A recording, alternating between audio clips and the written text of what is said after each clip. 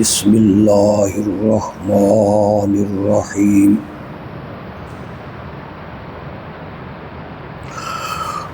وقال انی ذاہب الی ربی سیہدین رب ہب لی من الصالحین فبشرناہ بغلام حلیم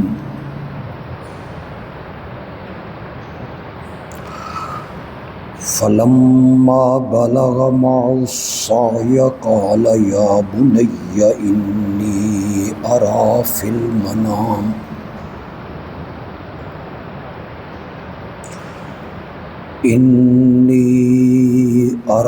المنام أني أذبحك فانظر ماذا ترى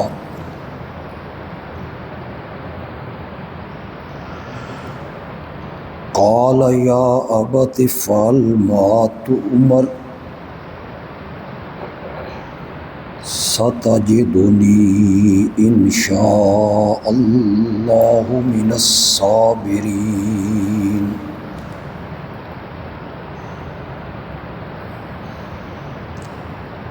اللهم صل على محمد وعلى آل محمد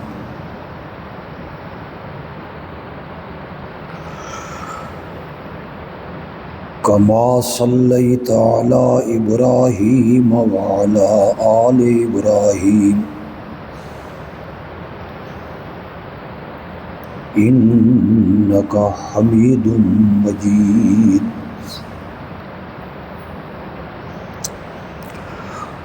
اللهم بارك على محمد وعلى آل محمد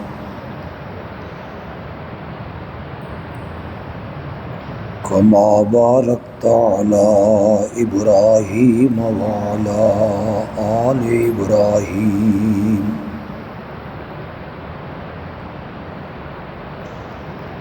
إنك حميد مجيد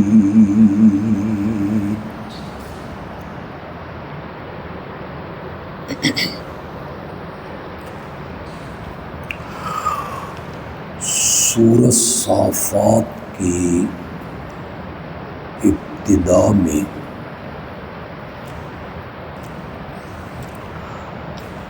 اللہ نے فرشتوں کا ذکر فرمایا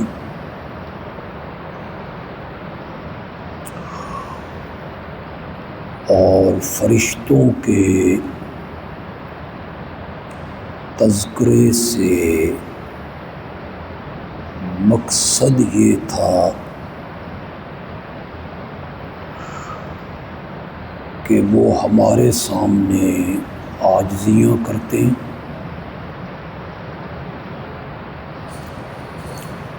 ہمارے حکم کے منتظر رہتے ہیں، اس لیے وہ ہمارے دربار میں شفیع غالب بننے کے لائق نہیں ہے۔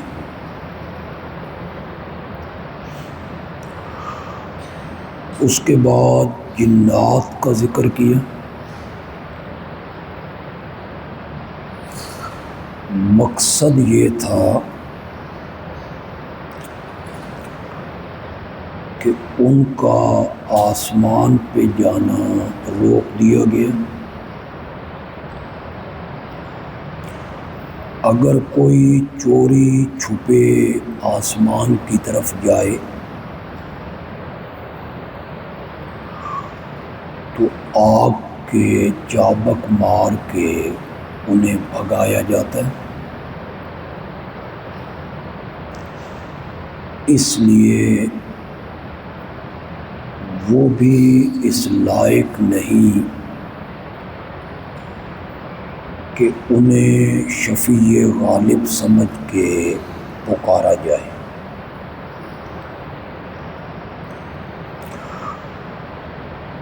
پھر اللہ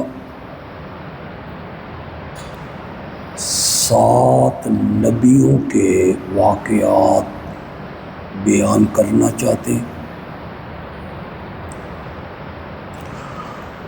اور ان واقعات سے اللہ یہ ثابت کرنا چاہتے ہیں کہ جس طرح فرشتے پکار کے لائق نہیں، جنات پکار کے لائق نہیں، اسی طرح جو تیسری مخلوق ہے انسان، ان میں سب سے اعلیٰ اور افضل اور برگزیدہ انبیاء ہیں۔ انبیاء بھی اس لائق نہیں ہیں کہ انہیں شفیع غالب سمجھ کے مصائب میں پکارا جائے۔ ان کی حالت تو یہ ہے کہ وہ خود مصائب کا شکار ہوتے ہیں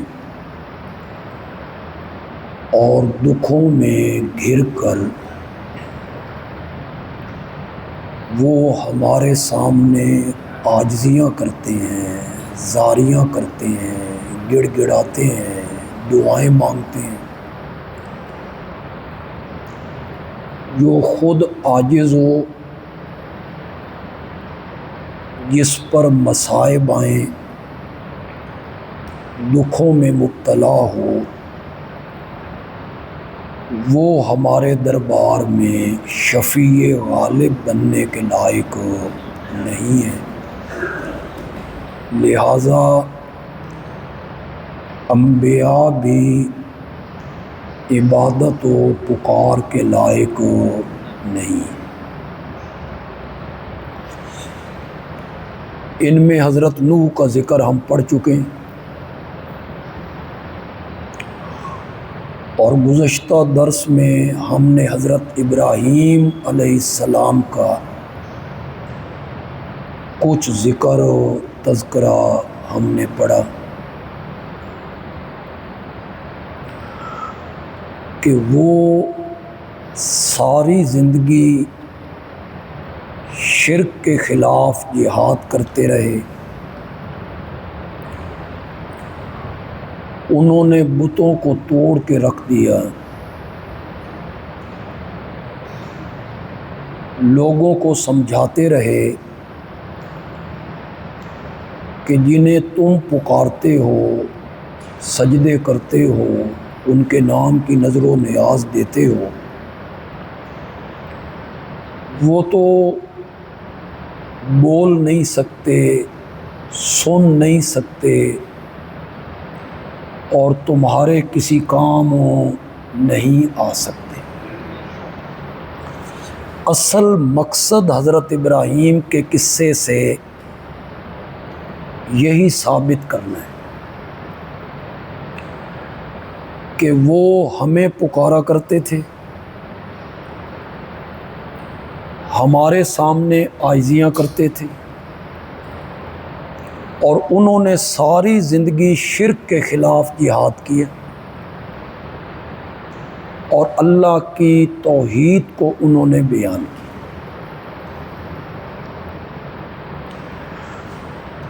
اس ابراہیم علیہ السلام کے قصے میں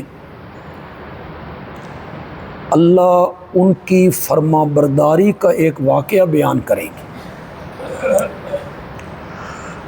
ایک چیز تو یہ بیان کریں گے کہ انہیں توحید کے بیان کرنے میں مصائب کتنے آئے، دکھ کتنے آئے، تکلیفیں کتنی آئیں، وہ کس طرح ڈٹے رہے، اور پھر یہ بیان کریں گے کہ وہ میرے فرما بردار کتنے تھے، میرے حکم کے پابند کتنے تھے۔ پچھلے جمعے ہم کچھ حصہ اس کا پڑھ چکے ہیں۔ انہوں نے اپنی قوم کو، اپنے باپ کو، یہ کہا ماذا تعبدون، کن کی عبادت کرتے ہو، کن کو پکارتے رہتے ہو؟ یہ تو گھڑی ہوئی باتیں ہیں، تم نے اپنے طور پہ گھڑ کے ان کو معبود بنا لیا ہے، تو تمہارا رب العالمین کے بارے میں کیا خیال ہے کہ وہ تمہاری پکاریں نہیں سنتا، وہ تمہارے حالات سے واقف نہیں ہے؟ یا تمہارا رب العالمین کے بارے میں کیا خیال ہے کہ وہ تمہیں اس کی سزا نہیں دے گا، اس شرک کرنے کی؟ پھر حضرت ابراہیم علیہ السلام کا ایک واقعہ اللہ یہاں بیان کرنا چاہتے ہیں۔ جب انہوں نے مشرکین کے بتوں کو توڑا، اس کو تفصیلاً اللہ نے سورۃ انبیاء میں بیان کیا، 17ویں پارے میں اس کو تفصیلاً اللہ نے بیان کیا۔ قوم کے لوگ ایک میلے پہ جانا چاہتے ہیں، ان کا کوئی مذہبی تہوار ہے، عید کا دن ہے، اور ساری قوم اپنے گھروں سے نکل کے اس میدان میں جمع ہونا چاہتی۔ حضرت ابراہیم علیہ السلام سے بھی کہا گیا کہ آپ بھی آئیں ہمارے ساتھ۔ حضرت ابراہیم علیہ السلام نے فرمایا انی سقیم، میری طبیعت ٹھیک نہیں، میں تمہارے ساتھ نہیں آنا چاہتا۔ سقیم کے دو معنی ہیں، ایک معنی مریض کا ہے، ایک معنی بیزاری کا ہے۔ میں بیزار ہوں، یا اگر طبیعت کی ناسازی بھی مراد لیں تو آپ خود فیصلہ کریں کہ جو آدمی پختہ موحد ہو، جس کو توحید کی صحیح سمجھ ہو اور توحید کو ماننے کی وجہ سے اس پر مصائب آئے ہوں، دکھ آئے ہوں، تکلیفیں آئی ہوں، رستے رکے ہوں، لوگوں نے فتوے لگائے ہوں، پھپتیاں کسی ہوں، بہتان باندھے ہوں، اس موحد کے سامنے جب غیر اللہ کا سجدہ ہو رہا ہو تو طبیعت خراب ہوگی کہ نہیں ہوگی؟ اس موحد بندے کی طبیعت خراب۔ آج آپ دیکھیں لوگ جانوروں کے قدموں میں جھکے ہوئے ہیں، اشرف المخلوقات جن کے سامنے کبھی فرشتوں کو جھکا دیا گیا، ساری مخلوقات میں افضل، اشرف، اعلی انسان ہے۔ وہ جو اشرف المخلوقات ہے وہ جانوروں کے قدموں میں جھکا ہوا ہے۔ تو جب ہم فیس بک پہ یہ دیکھتے ہیں یا تصویروں میں یہ دیکھتے ہیں تو طبیعت خراب نہیں ہوتی، دکھ نہیں لگتا کہ یہ کیسے لوگ ہیں؟ جانور کو چارہ کھلا رہے ہیں، جانور ہے وہ، اسے کسی تگاری میں چارہ کھلا رہے ہیں اور اس کے وہ تنکے جو منہ سے باہر نکل رہے ہیں اسے بطور تبرک کھا رہے ہیں۔ اشرف المخلوقات جانور کا بچا ہوا کھانا بطور تبرک وہ کھا رہا ہے، اس کے سامنے ہاتھ باندھ کے کھڑے ہیں، اس سے اولاد مانگ رہے ہیں، اسے اپنا مولا مان رہے ہیں۔ انا للہ و انا الیہ راجعون۔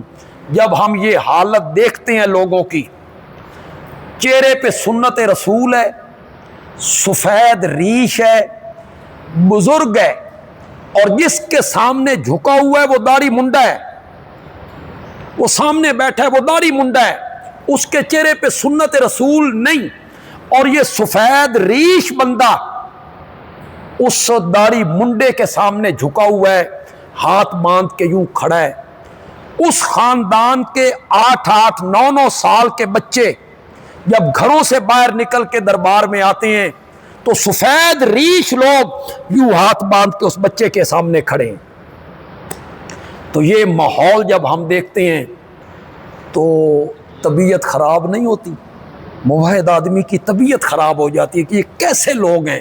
تو حضرت ابراہیم علیہ السلام نے جو کہا تھا میری طبیعت ٹھیک نہیں، اس کا بھی یہی مفہوم تھا. اسے ہمارے ہاں کہتے ہیں توریہ. توریے کا مطلب یہ ہے کہ بات سچی کرنا لیکن اس لہجے میں کرنا کہ اگلے کو محسوس بھی نہ ہو، وہ سمجھ بھی نہ پائے. اس کی ایک مثال ہجرت والی رات میں ہمارے سامنے ہے. جب چھپ کے جا رہے ہیں آپ اور آپ کے ساتھ ہیں حضرت سیدنا صدیق اکبر رضی اللہ تعالی عنہ، تو ایک بندہ پوچھتا ہے کون ہو بھائی؟ یہ آپ دیہاتوں میں جائیں، جو دیہاتی زندگی ہے، یہ بچے جو دیہاتوں سے آئے ہیں یہ اچھی طرح جانتے ہیں. تو رات کو اگر کوئی بندہ گلی میں یا کسی بننے پہ چل رہا ہے تو دور سے دوسرے ڈیرے والے بولتے کون ہو بھائی؟ کسی میں جو کون ہے بھائی؟ اب یہ چھپ کے جا رہے ہیں کہ ہمارا راز فاش نہیں ہونا چاہیے. تو حضرت ابوبکر نے کہا میں ابو بکر ہوں. اس نے کہا مما کا، تیرے ساتھ کون ہے؟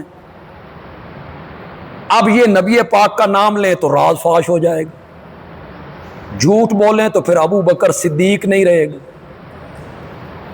تو حضرت ابوبکر نے ایک جملہ کہا ھذا رجل یہدین السبیل، یہ ایک آدمی ہے جو مجھے راستہ دکھاتا ہے. ھذا رجل، یہ ایک آدمی ہے جو مجھے راہ دکھاتا ہے. پوچھنے والے کے ذہن میں آیا کہ شاید ابو بکر اپنے لیے رہبر رکھا ہوا ہے راستہ دکھانے کے لیے، اور حضرت ابو بکر کے ذہن میں تھا کہ میں جنت کا راستہ بھولا ہوا تھا، یہ مجھے جنت کا راستہ دکھا رہا ہے. اس کو کہتے ہیں توریہ. بات اس طرح کرنا کہ جھوٹ بھی نہ ہو اور بات بھی سچی ہو جائے. یہ بانی دارالعلوم دیوبند حجت الاسلام مولانا محمد قاسم نانوتوی رحمت اللہ، انگریز کی حکومت ہے، ان کے خلاف مقدمہ ہو گیا. وہ جو سیکورٹی کے لوگ ہیں یا پولیس کے لوگ ہیں انہیں پکڑنے کے لیے آئے تو یہ کھڑے تھے. انہی سے انہوں نے پوچھا مولانا محمد قاسم نانوتوی کہاں ہیں؟ تو انہوں نے 2 قدم ادھر اٹھا کے کہا ابھی تو وہاں کھڑے تھے، ابھی تو وہاں کھڑے تھے. انہوں نے سمجھا کہ وہ کسی اور جگہ پہ کھڑے ہیں، اور ان کا مقصد یہ تھا کہ 2 قدم میں ہٹ کے ادھر آ گیا ہوں اور ابھی وہ وہاں کھڑے تھے. 3 دنوں کے بعد حضرت نانوتوی نے گرفتاری بھی دے دی. شاگردوں نے مریدوں نے پوچھا کہ یہ آپ نے کیا کیا؟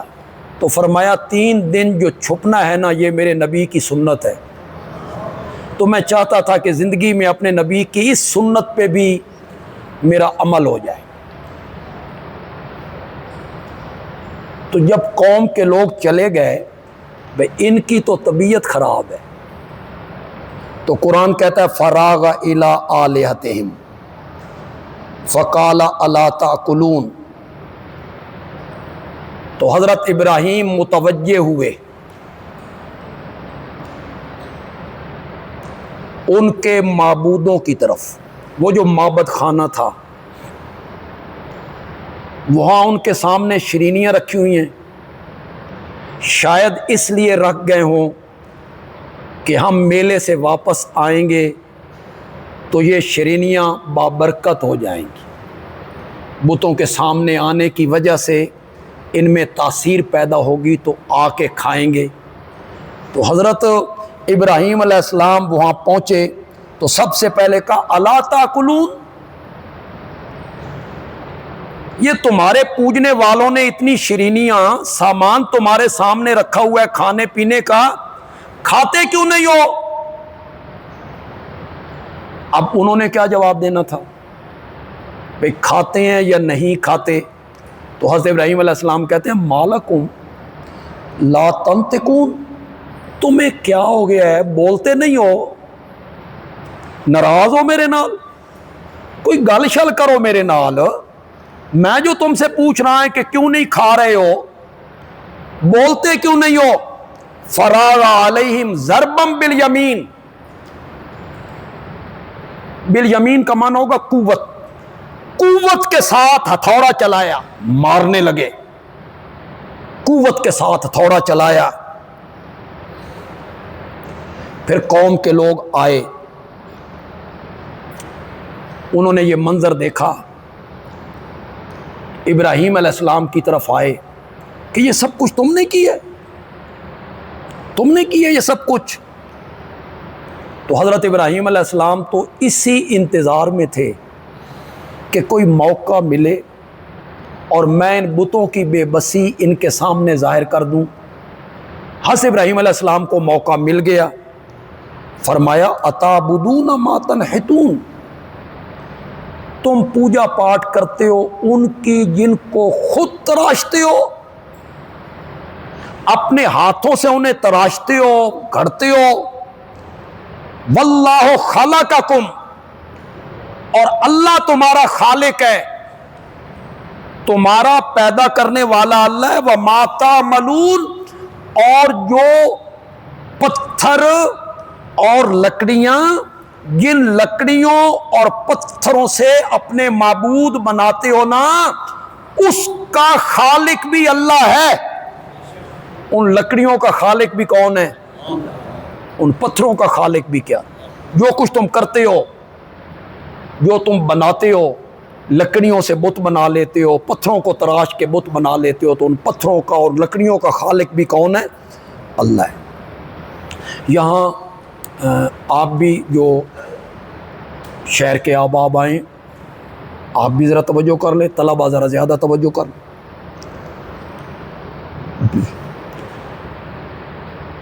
جو لوگ یہ کہتے ہیں کہ اگر مردے نہیں سنتے تو قبرستان میں جا کے انہیں خطاب کیوں کرتے؟ السلام علیکم یا اہل یہ بڑی دلیل ہے ان کی، مردوں کے سننے پر یہ سب سے بڑی دلیل ہے ان کی۔ سنتے نہیں سلام کیوں کرتے؟ سنتے نہیں تو خطاب کیوں کرتے ہو؟ اے قبروں والو، خطاب ہے نا، السلام علیکم، سلام ہو تم پر، یا اہل القبور، اے قبروں، تو یہ خطاب ہو رہا ہے۔ ایک تو یہ بات ذہن میں رکھیں، ضروری نہیں ہوتا کہ جہاں آپ سلام دے رہے ہوں تو جس کو آپ سلام دے رہے ہوں وہ آپ کا سلام سن بھی رہا ہو، یہ کوئی ضروری نہیں۔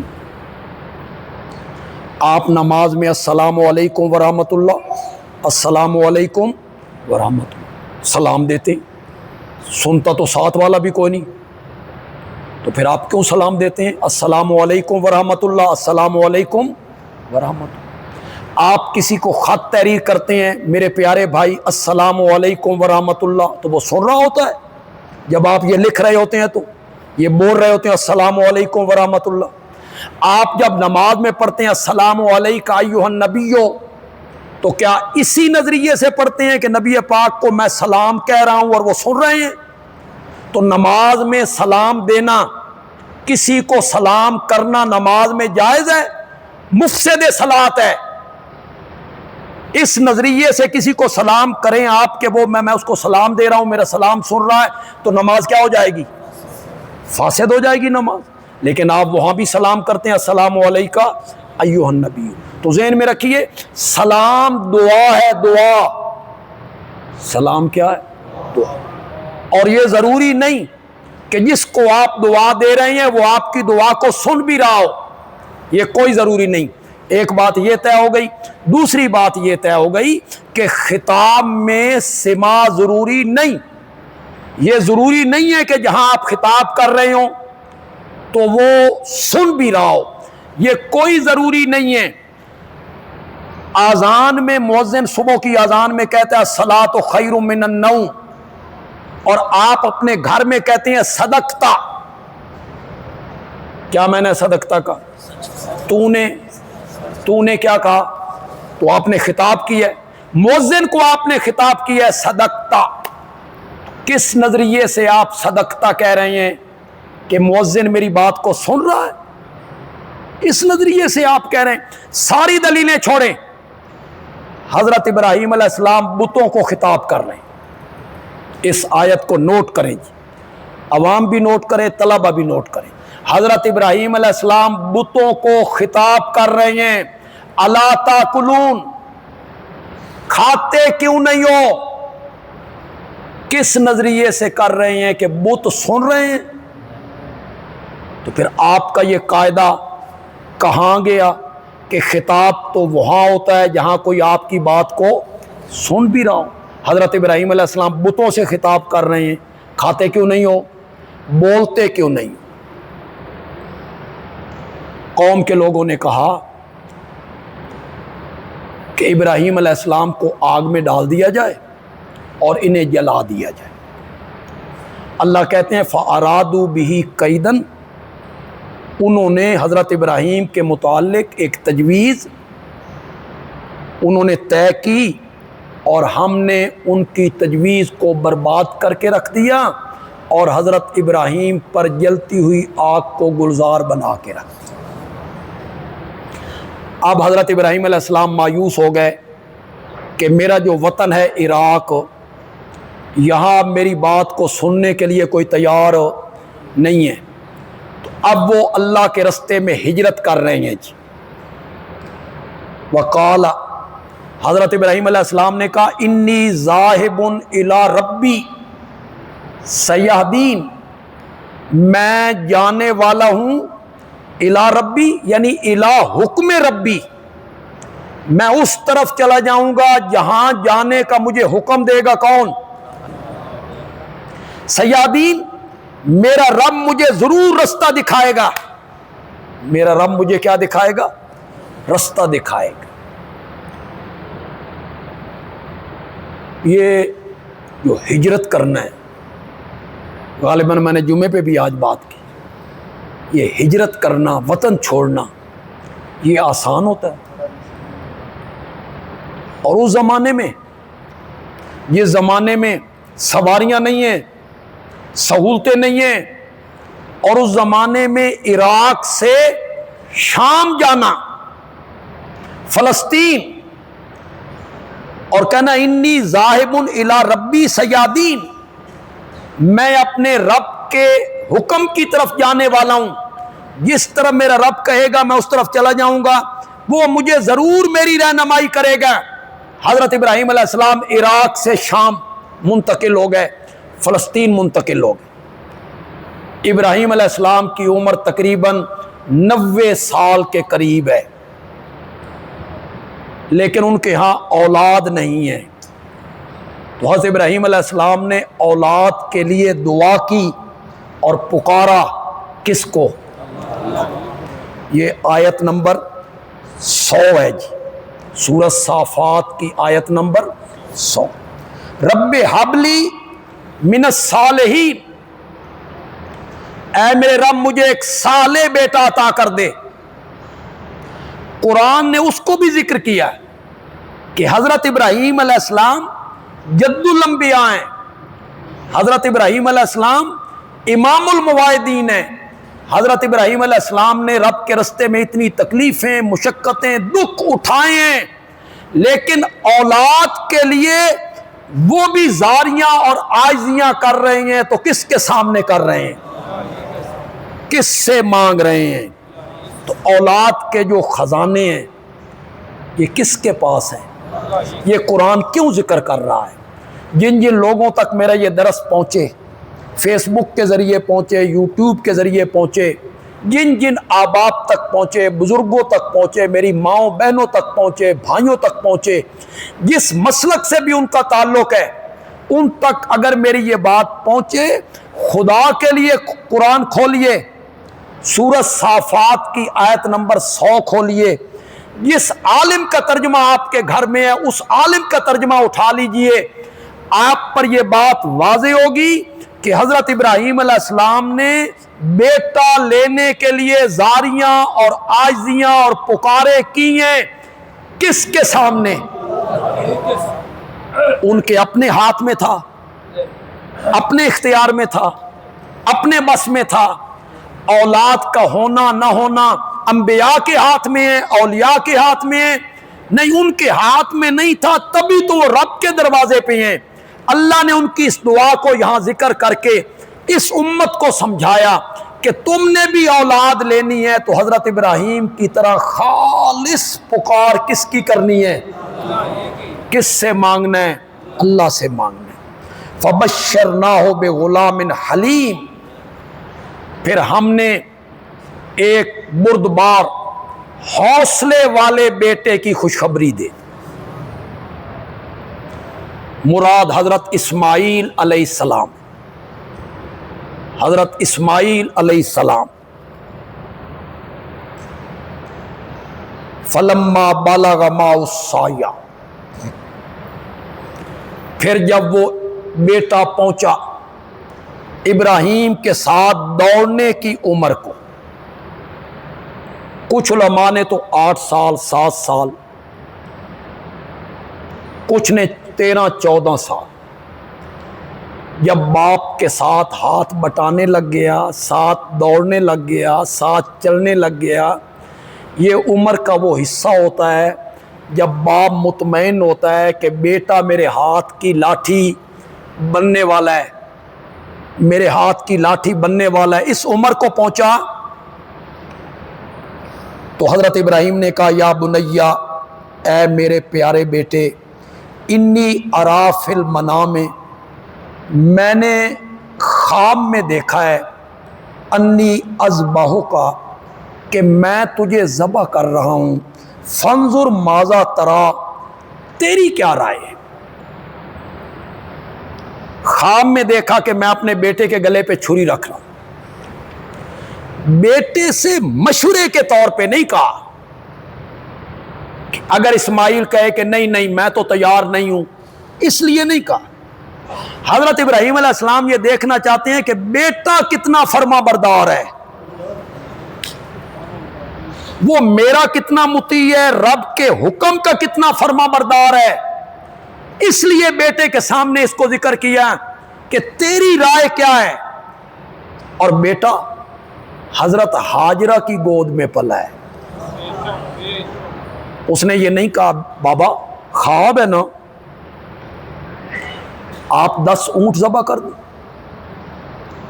20 اونٹ ذبح کر دیں، 100 اونٹ ذبح کر دیں، خواب پورا کر لیں۔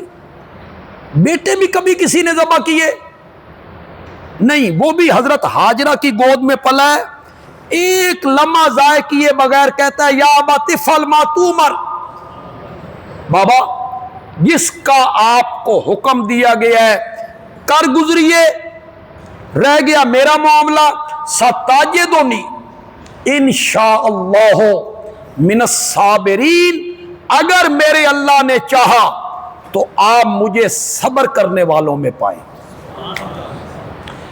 ذرا لہجہ دیکھیے جناب، طلبہ ذرا غور کریں، میں صبر کروں گا، اس میں تھوڑا سا تکبر تھا، فخریہ جملہ تھا، میں صبر کروں گا نہ، کہا اس دنیا میں اور بھی بڑے لوگ ہیں صبر کرنے والے، ان صبر کرنے والوں میں آپ مجھے بھی پائیں گے۔ ستجدنی انشاءاللہ من الصابرین، فرما بردار بیٹا ہے، حضرت ہاجرہ کی گود میں پلا ہے، تربیت انہوں نے کی ہے۔ آج 90% لوگوں کا یہ گلہ ہے کہ اولاد فرما بردار نہیں ہے، وہ حقیقی حکم نہیں مانتی۔ یہاں تو حکم بھی بڑا عجیب تھا جناب، گلا پیش کرنا، گلا کٹوانا، یہاں تو اپنا گلا چھری کے نیچے رکھنا تھا، اس میں بھی حضرت اسماعیل علیہ السلام کی فرما برداری دیکھو، اطاعت دیکھو، اس کے لیے بھی تیار ہو گئے۔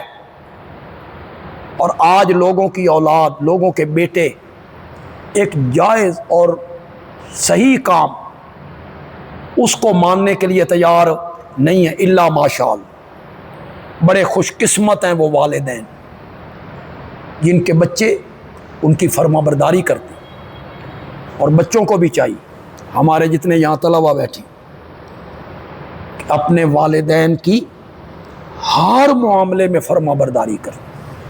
ہاں شرک کا کہیں، کفر کا کہیں تو یہ بات ان کی تسلیم نہیں کریں۔ میں وہ کہتے داڑھی نہیں رکھنی، یہ بات تسلیم نہیں کر۔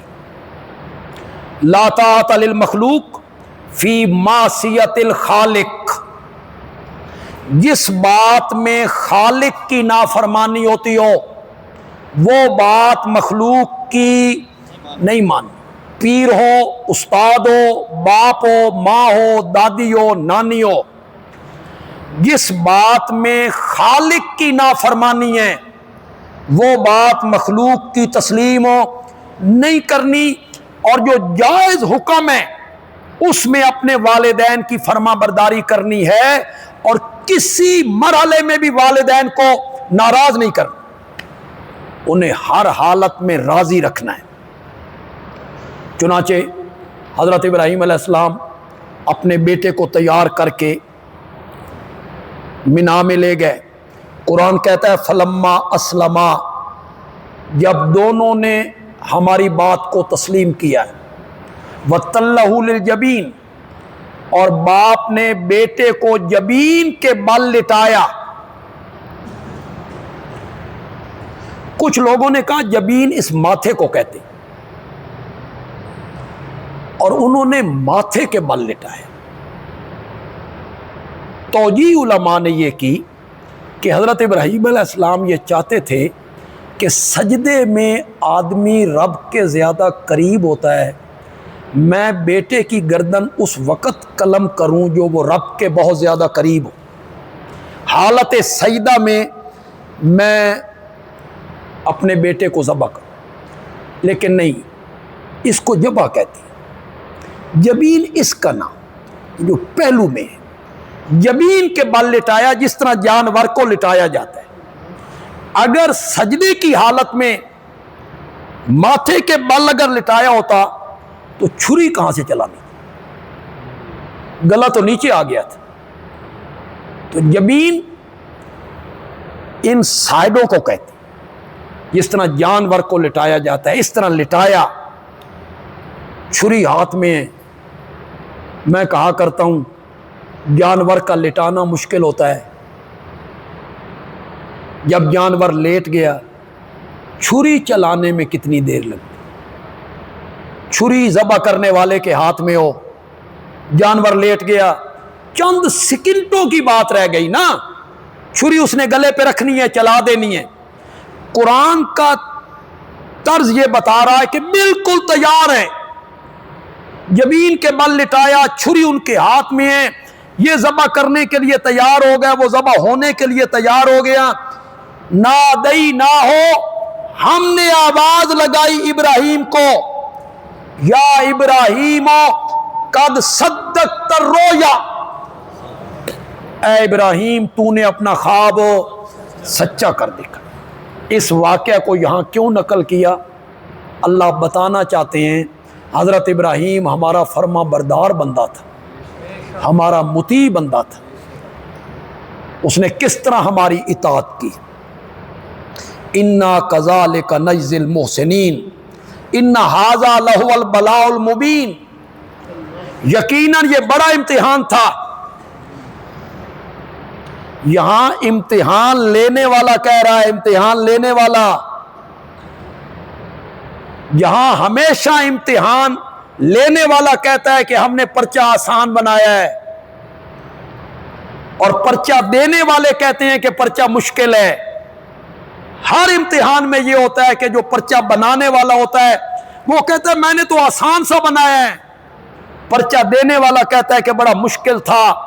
یہ واحد امتحان ہے جہاں امتحان لینے والا کہتا ہے امتحان تو بڑا مشکل تھا، پر ہمارا ابراہیم بھی 100 میں سے 100 نمبر لے کے پاس ہو گئے۔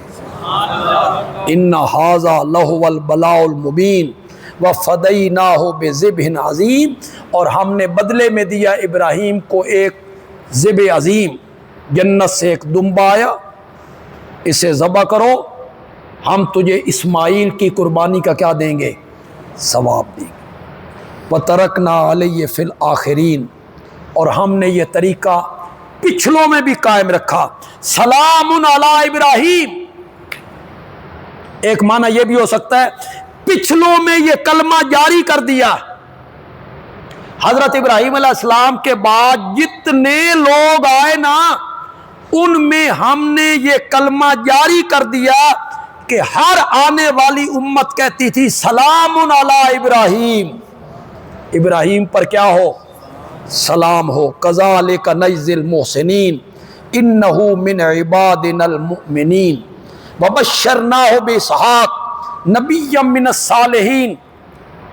جب حضرت ابراہیم علیہ السلام اس امتحان میں پاس ہو گئے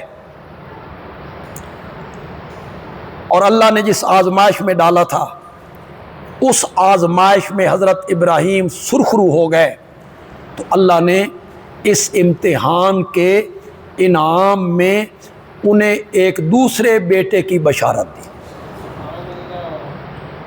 حضرت اسحاق حضرت اسماعیل سے تقریباً 13-14 سال چھوٹے ہیں، یہ اب حضرت اسحاق کی بشارت ہو رہی۔ ہمارے کچھ مفسرین اس طرف گئے کہ خواب میں جس بیٹے کے گلے پہ چھری رکھنی تھی اس سے مراد اسحاق ہیں۔ یہود کا بھی یہی خیال، بنی اسرائیل کا بھی یہی خیال کہ یہ ذبح والا سارا واقعہ جو ہے یہ حضرت اسحاق کے ساتھ، حضرت اسماعیل کے ساتھ نہیں۔ وہ اپنی ضد کی وجہ سے کہتے ہیں ان کے دادا اسحاق ہے نا، وہ سارے حضرت اسحاق کی اولاد میں نا، اس لیے وہ کہتے ہیں کہ حضرت اسحاق ان کے ساتھ یہ واقعہ پیش ہوا۔ ہم نے کہا کہ جس بیٹے کی بشارت دی گئی، حضرت ابراہیم علیہ السلام نے بیٹا مانگا، تو اس بیٹے کی جو صفت رب نے ذکر کی، فرمایا بے غلام حلیم، وہ ایک حوصلے والا بیٹا ہوگا۔ اور پورے اس ذبح کے واقعے کو بیان کیا اللہ نے، اور بیان کرنے کے بعد اللہ نے کہا وَبَشَّرْنَاهُ بِإِسْحَاقَ، ہم نے انہیں بشارت دی کس کی؟ تو یہ ذبح کے بعد ہے نا بشارت، نبی من الصالحین۔ سورت تو میرے ذہن میں نہیں ہے، غالباً سورت ہود ہے، غالباً طلبہ اور حفاظ جو ہیں وہ اچھی طرح جانتے ہیں۔ حضرت اسحاق علیہ السلام کی جب بشارت دی تھی تو ساتھ کیا کہا تھا جبریل نے؟ من وراء اسحاق یعقوب، اسحاق کے بعد پوتا بھی دیں گے۔ ساتھ یعقوب کی بھی بشارت تھی، پوتے کی بھی بشارت تھی، اسحاق کی بشارت، ساتھ ان کے بیٹے کی بشارت۔ تو اس بیٹے نے اگر 13 سال کی عمر میں ذبح ہونا تھا تو پھر یعقوب کی بشارت کیسے؟ حضرت یعقوب کی بشارت کیوں دی گئی؟ اگر یہی کرنا تھا کہ ذبح کے لیے اس کو لے جانا تھا، حضرت ابراہیم علیہ السلام کے ذہن میں تھا کہ اسحاق کو لے جانا ہے، اسحاق کے بارے میں تو یہ کہہ دیا گیا تھا کہ اسحاق کے بعد ان کا بھی بیٹا ہوگا، حضرت ابراہیم کا پوتا ہوگا جس کا نام کیا ہوگا؟ یعقوب۔ تو حضرت ابراہیم علیہ السلام جب اسحاق کو لے کے جا رہے ہوں گے ذبح کرنے کے لیے تو ان کے ذہن میں نہیں ہوگا کہ اس بیٹے کے بارے میں تو رب نے میرے ساتھ وعدہ کیا ہے کہ اس کا پوتا بھی ہونا ہے، تو اس نے تو ذبح ہونا ہی نہیں ہے، تو پھر امتحان کیسا؟ اس سے معلوم ہوتا ہے کہ ذبح ہونے والا جو بیٹا ہے جس کو ارادہ کیا وہ حضرت اسحاق نہیں ہے، وہ کون ہے؟ حضرت اسماعیل علیہ السلام ہیں۔ وَبَشَّرْنَاهُ بِإِسْحَاقَ نَبِيًّا مِّنَ الصَّالِحِينَ وَبَارَكْنَا عَلَيْهِ وَعَلَىٰ إِسْحَاقَ، اور ہم نے برکتیں دی ابراہیم کو بھی اسحاق کو بھی. اور اگر علیہ ضمیر مجرور سے حضرت اسماعیل مراد لے لیں تو پھر بھی ٹھیک ہے. ہم نے حضرت اسماعیل علیہ السلام پر، حضرت اسحاق پر برکتیں اتاری. وَمِن ذُرِّيَّتِهُمَا مُحْسِنٌ وَظَالِمٌ لِنَفْسِهِ، اور ان دونوں کی اولاد میں اسماعیل اور اسحاق، یہ جو آپ کے دو بیٹے ہیں، ان کی اولاد میں نیک اور صالح لوگ بھی ہوں گے اور مشرک اور ظالم لوگ بھی ہوں گے. کچھ وہ ہوں گے جو نبیوں کی بات کو تسلیم نہیں کریں گے، شرک کے رستے پہ چلیں گے، توحید کے وہ قائل نہیں ہوں گے، اور کچھ ہوں گے جو موحد ہوں گے ان دونوں کی اولاد میں. وَلَقَدْ مَنَنَّا عَلَى مُوسَى وَهَارُونَ، حضرت ابراہیم علیہ السلام کا واقعہ ختم ہو گیا، اور اللہ نے اب دو اور نبیوں کا قصہ ذکر کیا. ان کا نام کیا ہے؟ حضرت موسیٰ اور حضرت ہارون. ان کے واقعہ بیان کرنے سے مقصد کیا ہے؟ لوگوں کو سمجھانا مقصود کہ یہ بڑے برگزیدہ پیغمبر ہیں، اولی العزم پیغمبر ہیں، صاحب کتاب پیغمبر ہیں، لیکن یہ ہمارے سامنے عاجزیاں کرنے والے ہیں، انہیں مصیبتوں سے بچانے والے ہم ہیں، یہ عبادت و پکار کے لائق نہیں. اس لیے ان کے واقعات کو قرآن ذکر کرتا ہے. انہیں مت پکارو، ان کے نام کی نظر و نیاز نہ دو، ان سے امیدیں وابستہ نہ کرو، یہ حاجت روا اور مشکل کشا بننے کے لائق نہیں. ہم نے احسان کیا موسیٰ پر اور ہارون پر، نبوت عطا کر کے، تورات جیسی کتاب دے کے، سمندروں میں راستے دے کے، بادلوں کے سائے کر کے. ہم نے بڑے احسان کیے تھے حضرت موسیٰ پر اور ہارون پر.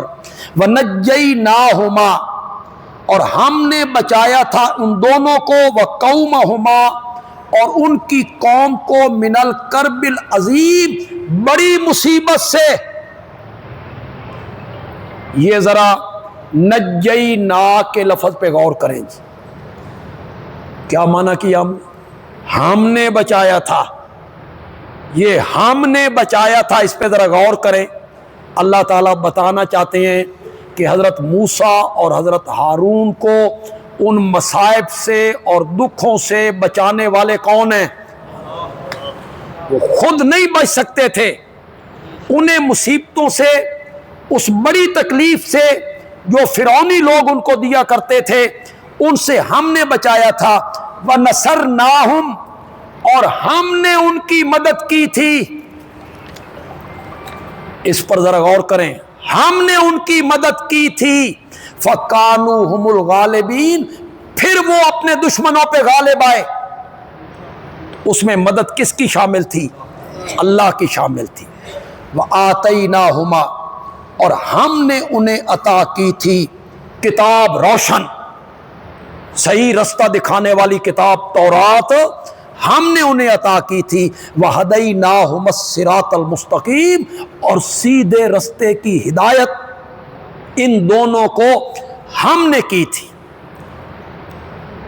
وَإِنَّ إِلْيَاسَ لَمِنَ الْمُرْسَلِينَ، یہ پانچویں نبی کا ذکر ہو رہا ہے. 4 نبیوں کا ذکر ہو گیا. پھر ایک دفعہ سنیے گا، یہ نبیوں کا ذکر اللہ کیوں کرنا چاہتے ہیں؟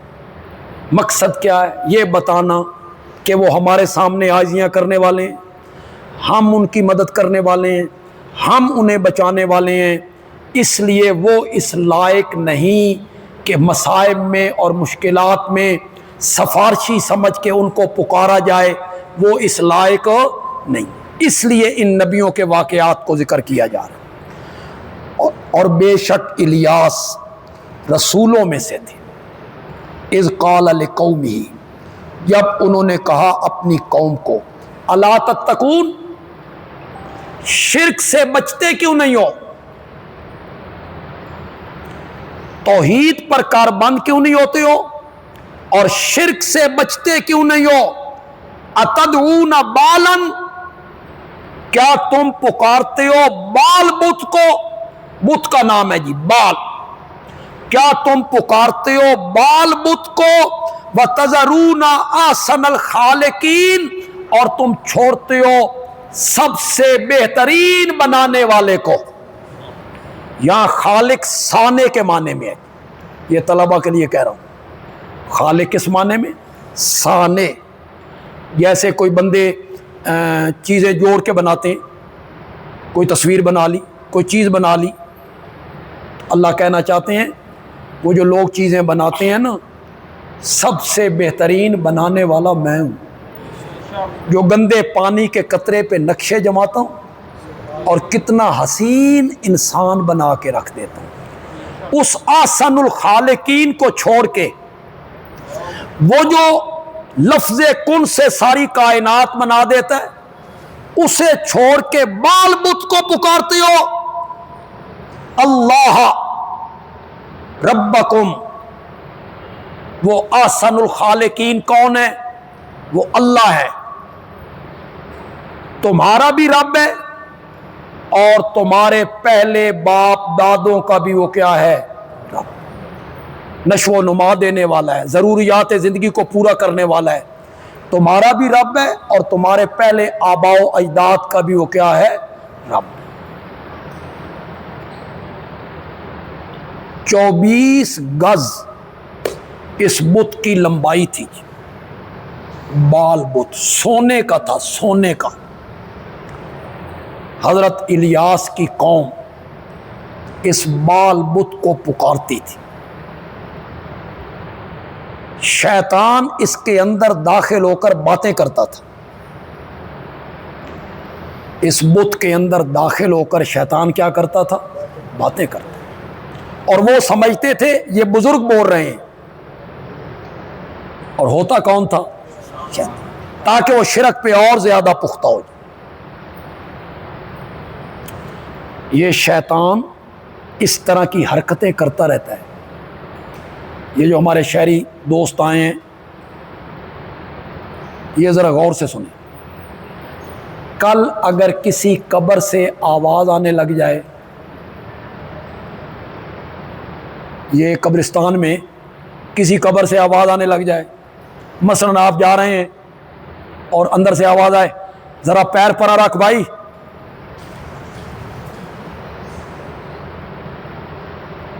تو ہماری کسی نے ماننی؟ لوگوں نے کہنا ہے یہ بندیالوی گروپ تو کہتا تھا، سنتے نہیں، اتھو تے آواز آ رہی ہیں۔ اب انہیں کون بتائے اندر کون ہے؟ وہاں قبر سے آواز نہیں آ رہی ہے، یہ سب کچھ کرتا ہے، لوگوں کو گمراہ۔ شکر کرو اللہ اس کو توفیق نہیں دے رہا، ہمت نہیں دے رہا، توفیق نہیں دے رہا۔ بیان نہیں کرتے علماء کہ وہ فاتحہ پڑھنے کے لیے گئے تو اندر سے آواز آئی جا کسی مردے تے پڑھ۔ ہم پر کیوں فاتحہ پڑھ رہا ہے؟ ہم تو زندہ ہیں۔ ہمارے علماء سٹیج پہ اس واقعہ کو بیان بھی کرتے، اندر سے آواز آئی، جبکہ قرآن نے یہاں ناممکن چیزوں کا ذکر کیا، پہاڑوں کا اپنی جگہ سے سرک جانا، زمین کا ٹکڑے ٹکڑے ہو جانا، ناممکن چیزوں کا جہاں قرآن نے ذکر کیا، وہاں قرآن نے مردوں کے بولنے کا ذکر کیا۔ جس طرح پہاڑ کا سرک جانا ناممکن ہے، اسی طرح مردوں کا بولنا بھی کیا ہے؟ 8ویں سپارے کی ابتدا پڑھ لیجیے، پڑھیے 8ویں سپارے کی ابتدا گھروں میں، ناممکن چیزوں میں اس کو ذکر کیا اللہ نے۔ فَكَذَّبُوهُ، قوم نے حضرت الیاس کی تکذیب کی، فَإِنَّهُمْ لَمُحْضَرُونَ، ان کی قوم قیامت کے دن ہمارے دربار میں حاضر کی جائے، ہمارے سامنے آئیں گے، پھر ہم ان سے پوچھ لیں گے۔ وَإِنَّ لُوطًا لَمِنَ الْمُرْسَلِينَ، چھٹے نبی کا ذکر ہے، حضرت لوط علیہ السلام۔ اذ نجیناہ وأہلہ اجمعین، جب ہم نے بچایا لوط کو، یہ ہم نے پہ ذرا غور کریں جی، اللہ تعالیٰ کیا اشارہ کرنا چاہتے ہیں؟ اس مصیبت سے، دکھ سے، تکلیف سے حضرت لوط کو بچانے والے ہم ہیں۔ جب ہم نے بچایا لوط کو وَآلَهُ، اور اس کے آل کو، اجمعین، سب کو، الا عجوزن، مگر ایک بڑھیا، فی الغابرین، رہ گئی پیچھے رہ جانے والوں میں۔ وہ کون ہے؟ حضرت لوط کی کیا لگتی ہے؟ وہ بیوی، جس کو یہاں عجوزن کا، وہ مشرکہ تھی، ایمان نہیں لائی۔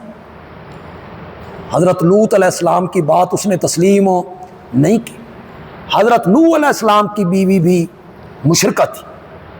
حضرت نوح کا بیٹا کنعان، وہ کیا تھا؟ مشرک۔ ایمان قبول نہیں کیا انہوں نے، بیٹے نے بھی قبول نہیں کیا، بیوی نے بھی قبول نہیں کیا۔ حضرت لوط علیہ السلام کی اہلیہ نے، بیوی نے ایمان قبول نہیں کیا، اسی کو کہا گیا الا عجوزن فی الغابرین، سارے اہل کو بچا لیا، بڑھیا رہ گئی۔ جو حضرت لوط کی بیوی ہے وہ پیچھے رہ جانے والوں میں رہ گئی، جن کا تختہ الٹ دیا گیا تھا، جن کو تباہ کر دیا گیا تھا۔ طلبہ آسانی سے سمجھ جائیں گے، عوام بھی سمجھ جائیں تو بڑی بات ہے۔ اگر بیوی اہل میں داخل نہیں، اللہ کے ساتھ استثناء کیسا؟ اگر بیوی اہل نہیں تو پھر بیوی کا استثناء کیوں کیا؟